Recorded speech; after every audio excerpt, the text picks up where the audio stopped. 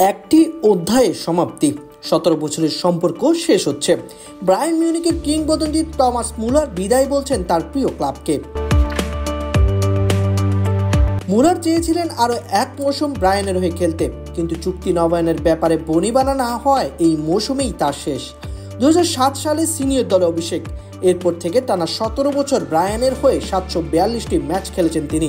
করেছেন 247 গোল আর 273টি সহায়তা করেছেন গোল করতে। তিনি ক্লাব ফুটবলের প্রায় সব শিরোপাই জিতেছেন বায়ার্ন মিউনিখের হয়ে। ক্লাবের সঙ্গে আলোচনা হয়েছিল আরও এক মৌসুম খেলার ব্যাপারে, তবে মূলত বেতন সংক্রান্ত জটিলতার কারণে চুক্তি নবায়ন সম্পন্ন হয়নি। তাই এই মৌসুম শেষে মুলার ফ্রি এজেন্ট হয়ে বায়ার্ন মিউনিখ ছাড়ছে। বায়ার্ন মিউনিখ ছাড়লেও জার্মানির অন্য কোনো ক্লাবে যোগ দেওয়ার ইচ্ছা নেই তার।